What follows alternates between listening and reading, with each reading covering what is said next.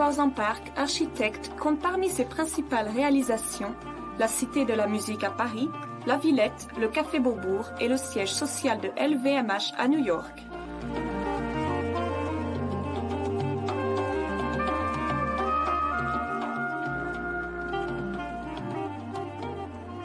Quand les premiers arrivants sont arrivés dans la baie de Guanabara et qu'ils ont fondé Rio, ils ont écrit en Europe qu'ils savaient maintenant où était le paradis terrestre, mais ce n'était pas une plaisanterie amusante. Il y a eu des théoriciens à l'époque qui ont dit que c'était là que ça s'est passé.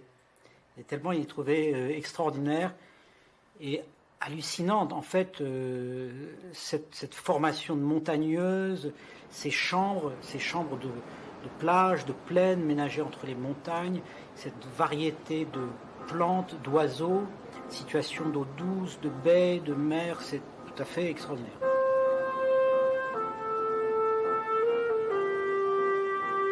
En fait, il y a la baie de Guanabara et il y a l'océan, et tout au long de l'océan, il y a la fameuse montagne atlantique qui déroule sa chaîne. Et cette montagne, quand elle rencontre de la mer, soit elle crée des plaines, soit elle crée des pics et des baies.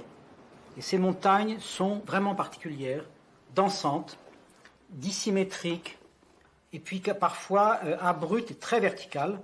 D'immenses rochers, la végétation monte à l'assaut.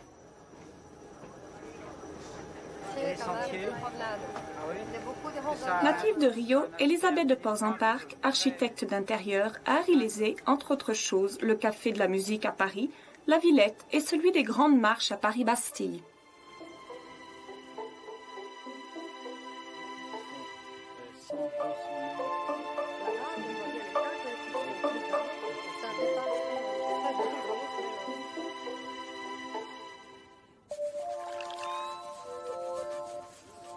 Alors ici, on voit l'entrée de la baie de Rio, et c'est le début même de l'histoire de Rio, bien sûr, qui a démarré avec la construction de 2 forts pour protéger la baie des envahisseurs, essentiellement français d'ailleurs.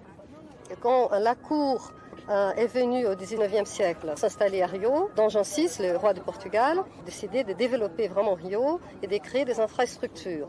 Donc tous les centres-villes s'est développé et le véritable développement de Rio a commencé à ce moment-là.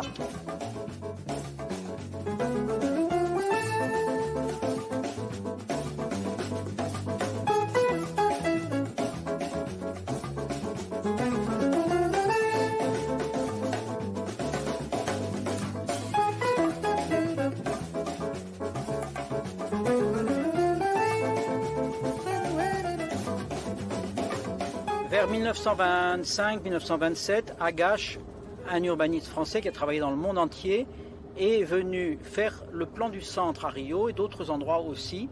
Et ici, on est sur l'avenue Président Vargas et Candelaria. C'est la place qui est au cœur du dispositif qu'il avait installé. Il reste de cela qu'il avait prévu un peu à l'italienne, pensant au climat sans doute, des trottoirs avec des grands portiques pour donner de l'ombre. Et ceci a été relativement bien suivi, puisqu'on voit des bâtiments de différentes époques qui ont continué à suivre la règle du portique avec la même hauteur.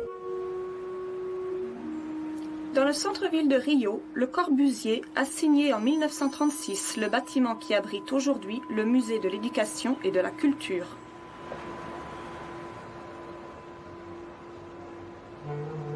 Alors ici, nous sommes dans un bâtiment qui est une date dans l'histoire de l'architecture.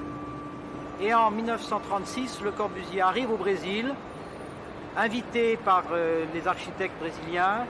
Lúcio Costa le rencontre et Oscar Niemeyer, tout jeune, fait un croquis. Il est peut-être un peu intimidé, il le chiffonne, il le jette par la fenêtre. Lúcio Costa sort le croquis et dit c'est formidable. Il le montre à Le Corbusier. Eh bien, c'était un croquis avec ses portiques hauts. Le Corbusier avait dans sa théorie urbaine des bâtiments sur pilotis, mais les pilotis de Le Corbusier étaient d'une hauteur plus basse, c'était peut-être 5 mètres. Ici, c'est des portiques qui font 12 mètres, qui donnent une ampleur. Bref, c'est un bâtiment qui est une sorte d'icône, qui va être un signal de départ aussi d'une architecture de très très haute qualité qui marquent une des parts les meilleures de l'aventure de l'architecture moderne du XXe siècle.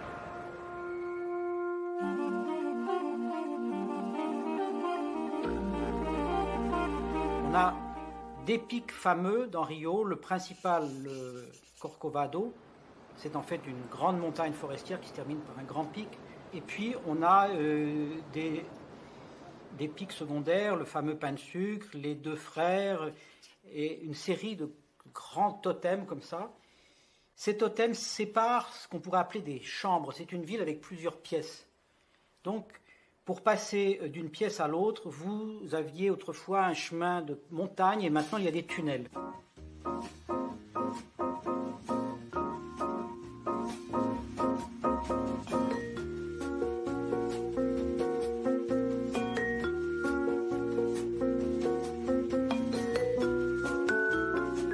Dans la zone sud, Copacabana, la plage la plus célèbre de Rio, a été urbanisée dès les années 30.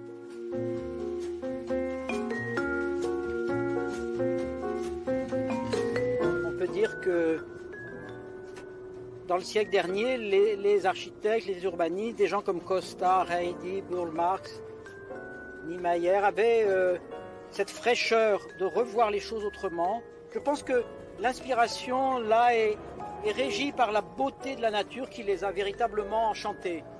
Ils avaient ça dans l'œil, dans le corps, et je pense que ça explique cette façon d'habiter la ville en la plantant autrement, en faisant des choses qu'on n'imaginerait pas.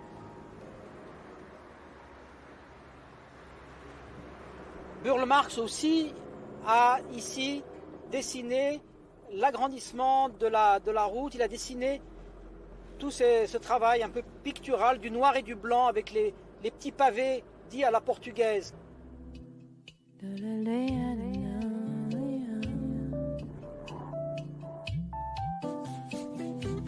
Comme dans toute ville, vous avez des bâtiments exceptionnels, mais vous avez le fait que la ville elle est faite de l'architecture ordinaire, on pourrait dire. Et à Rio, elle est très intéressante. On la voit le long de cette séquence qui va partir du centre, qui va longer tout le Aterro. Là, vous êtes dans les années 30, vous avez cette architecture des grands immeubles blancs. On va passer ensuite dans un mélange d'années 30 qui passe aux années 50, c'est Copacabana. On va passer à Ipanema, et là, c'est vraiment tout à fait les années 50, 60. On va passer à Leblon, on est tout à fait dans 60, 70. Donc on a un déroulé de l'histoire du siècle dernier le long des baies et des plages, et ça c'est aussi une des choses magnifiques de cette ville, c'est que les différentes chambres vont refléter les différents moments et différentes époques. C'est merveilleux de se dire que la ville est un grand calendrier historique qui reste vivant.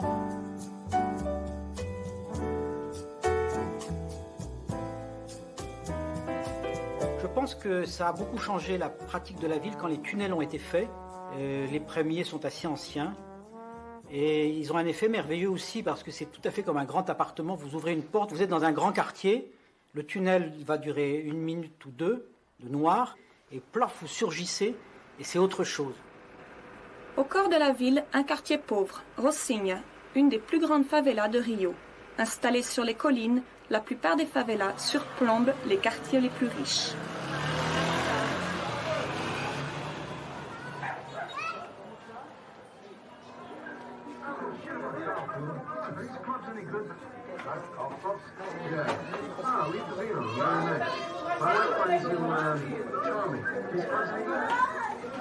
Alors ici, on voit l'ingéniosité humaine, collective, qui fabrique un grand organisme vivant.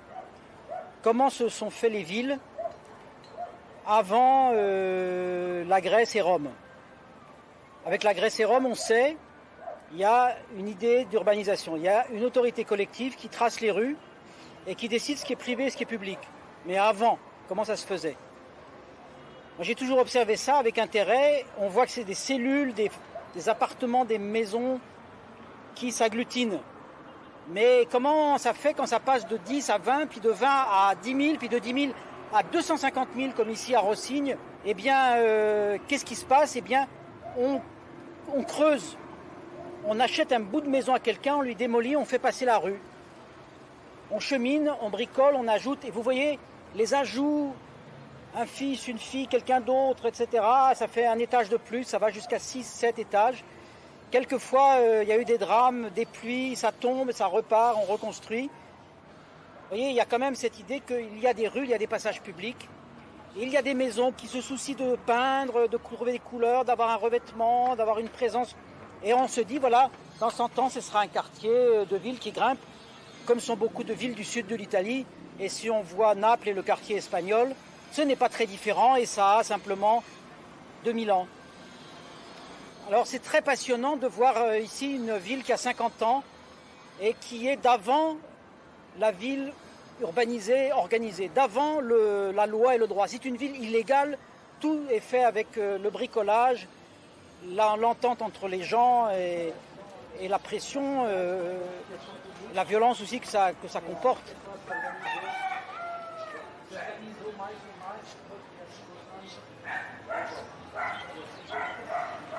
Cette architecture sans architecte est un mythe qui a fasciné toute ma génération depuis 50 ans. C'était l'idée que l'autoconstruction, chacun se fait sa maison.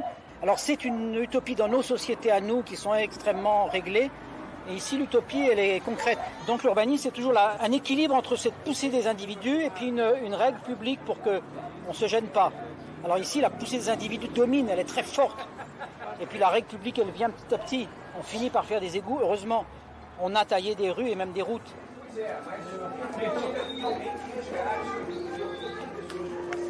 Je me souviens de mon enfance autour de Paris, il y avait des grands bidonvilles. C'était une grande misère et des gens, on disait, sans logis. Ici, c'est pas du tout des gens sans logis, c'est des gens qui ont construit leur logis ensemble. Quand je dis ensemble, parce qu'ils sont nombreux et qui se débrouillent ensemble avec l'ingéniosité. Et que ce logis, il a un futur, il est là pour toujours, ça va pas être démoli.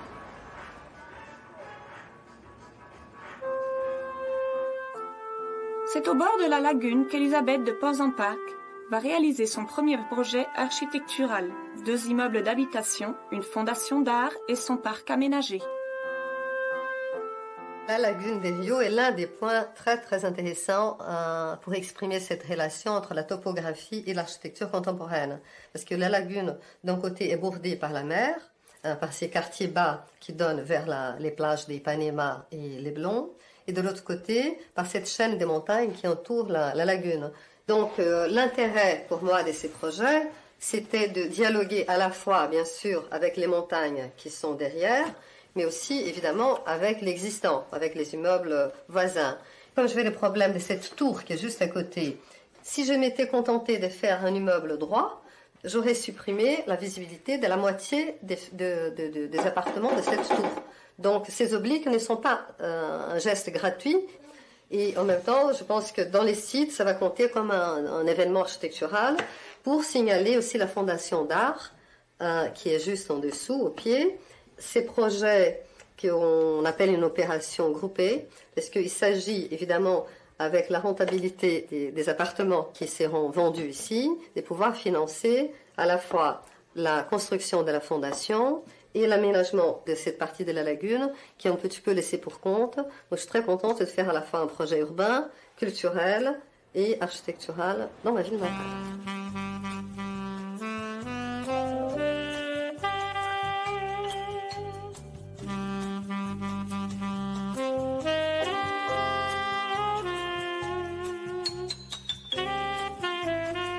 Le tracé,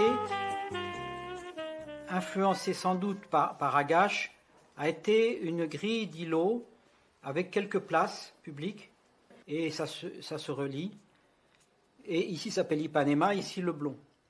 C'est intéressant parce que cette ville d'apparence classique, quadrangulaire comme ça, s'est développée effectivement dans les années 50-60. Vous savez, Ipanema, c'est le moment de cet éveil du Brésil, c'est le moment de la bossa nova. Et c'est à ce moment-là aussi que l'architecture s'est développée là, et c'est une architecture essentiellement moderne, au sens où ce sont des bâtiments qui ne sont pas mitoyens, reliés les uns aux autres avec des corniches. Alors on a cette situation hybride d'un tracé classique et d'une architecture moderne à immeuble autonome. Moi je l'ai tout de suite trouvé formidablement magnétique et vivant, parce que À certains endroits, les immeubles poussent un peu plus haut, se sont un peu reculés, alors que cette architecture-là même, dans toutes les villes du monde qui se sont développées au même moment, elle est souvent un peu triste, et les urbanisations des années 50, 60, 70, nulle part au monde, elles ont un côté réussi, un peu glamour, comme ça. Et là, il n'y a aucun immeuble qui est exceptionnel, mais le truc prend.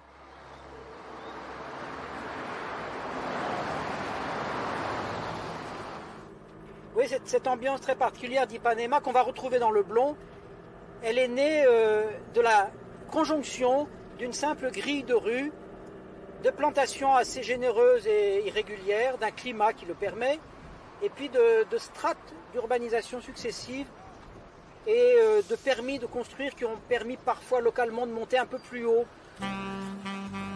Cette variété de chaque bâtiment distinct l'un de l'autre, normalement ferait un chaos insupportable, mais comme il y a ces rues très simples, elles ordonnent les choses.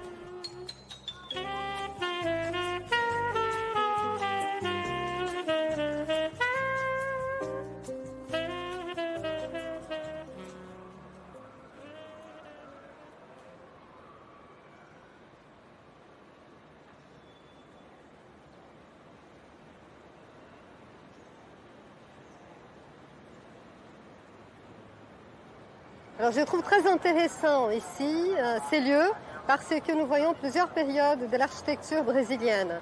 Donc on démarre par le Paço Imperial qui est l'ancien palais et juste derrière il y a cet immeuble néoclassique français et on voit tout de suite derrière l'immeuble jaune du 19e portugais. Alors la confrontation des trois est vraiment très intéressante parce que on voit comment le baroque portugais du Paço est très épuré et très simple et très rigoureux et comment l'architecture néoclassique française est déjà chargée et peu inventive aussi parce que évidemment on reprend des éléments de l'architecture classique et juste derrière on voit ces bâtiments jaunes qui est du 19e portugais.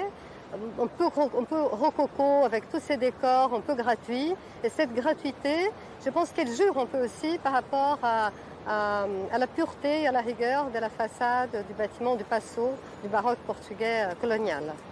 Et juste derrière le Paço, évidemment, cette grande tour immense qui n'est pas très heureuse d'architecture contemporaine. Là, je pense qu'on a un microcosme vraiment des Rio.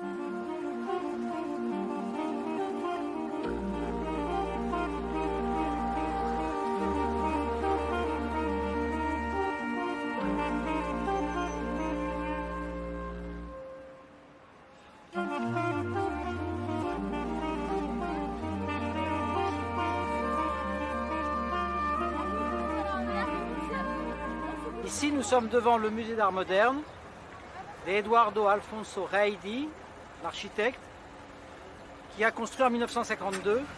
Et nous sommes au démarrage de ce atterro, de cet agrandissement pris sur la baie. Et l'idée était qu'il fallait une nouvelle circulation qui aille plus vite, qui ne passe pas par les embouteillages de Rio. Donc reporter les voitures, une voie rapide sur les bords. Mais la belle idée, c'est que la voie rapide devient une scénographie ou une cinématographie de la ville en mouvement qui va s'enrichir d'un parc merveilleux fait par Burle Marx.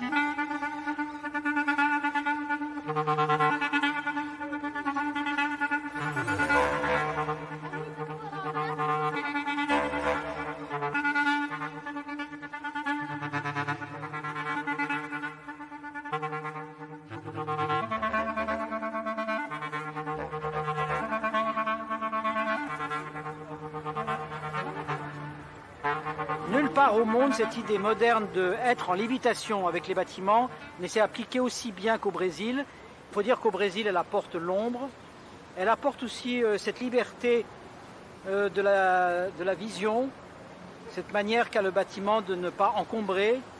On a de l'ombre, les gens passent. Au fond, on a cette passerelle merveilleuse que Reidi a dessinée aussi, qui relie à la ville. Et ce bâtiment surélevé, ça va être aussi une sorte de prototype de l'architecture brésilienne, la maison à véranda, libérée du sol, le jardin passe dessous. Et cette maison où on a une grande terrasse qui est à l'ombre. Et on va retrouver ça dans le projet qu'on fait à la Cité de la Musique à Barra da Tijuca. C'est à la jonction de deux grandes avenues, à Barada Tijoux, que Christian de Porzenparc va installer la Cité de la musique, une commande de la mairie de Rio. C'est un bâtiment qui est d'abord, il est fait pour se comprendre et se voir de loin. Et vous voyez, depuis la longue ligne amarelle, on verra ça dans l'axe, comme ça, dominant un jardin qui n'est pas dessiné encore. Quand on entre dans le jardin, on montera par des escaliers et on verra surgir ce grande véranda de 20 mètres de haut. En se retournant, vous voyez, on regarde vers le nord et on voit les montagnes au loin, comme ça. D'un autre côté, on se tourne de l'autre côté, on a toutes ces formes, on voit les tours de Barra, et au-delà, on sait qu'au-delà, il y a la mer, on est en train de travailler pour qu'il y ait des endroits où on puisse monter, d'où on verra la mer, vous voyez. Et ces formes très caractéristiques sont ce à quoi je suis arrivé pour arriver à tenir tout ça sans mettre milliers de poteaux. Quelques-uns m'ont dit, mais au fond, pourquoi tu as mis un plan horizontal sur le dessus? Et je leur disais, ces formes-là, c'est un petit peu une réponse aux montagnes, et je pense qu'avoir ces formes lyriques, si elles se déployaient dans le ciel, serait comme un pléonasme avec les montagnes qui sont au loin. Le long du littoral, à Barada Tijuca, la ville poursuit son extension. Un quartier résidentiel s'y développe sous la forme d'un nouveau type d'habitat, les condominiums.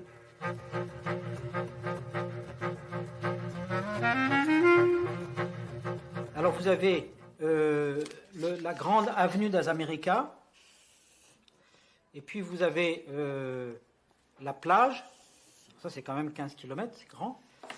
Vous avez les montagnes au loin, et vous avez des marais et des lagunes à nouveau. Donc tout ça est plat. Et puis l'avenue des Américas qui est croisée par la ligne amarelle. Et là, cette ville des objets, c'est tantôt des maisons, tantôt des tours d'habitation, tantôt même des bureaux. Et de l'autre côté, des shoppings. Cet urbanisme moderne a ouvert la possibilité du condominium privé, c'est-à-dire vous entrez presque avec carte ou je sais pas quoi, et vous avez un jardin avec 4 grandes tours, vous habitez dedans, vous voulez acheter du pain, il faut redescendre, prendre la voiture, aller de l'autre côté de l'autoroute.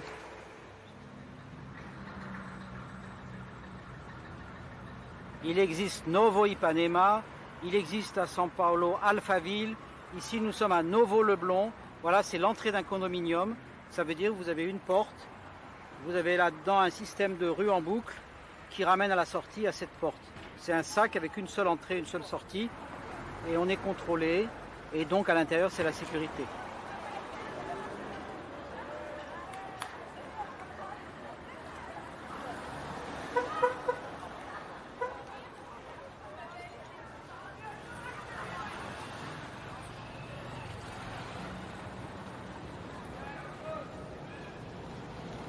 La scène essentielle, c'est les enfants qui marchent avec leur sac à dos ou leur sac à roulettes sur le trottoir qui traversent les rues. C'est vrai que si ailleurs dans la ville ils ne peuvent pas le faire, eh bien il est normal, on peut comprendre que les familles viennent habiter ici.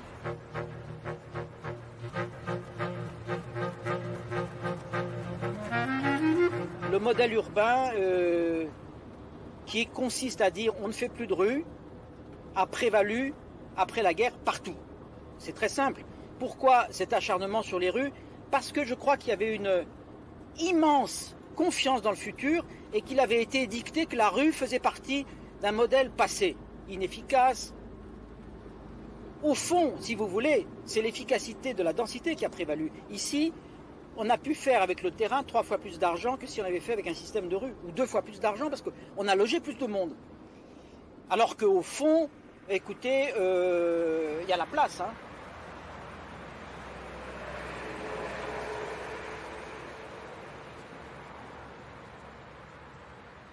Vous voyez, ça s'appelle une rue.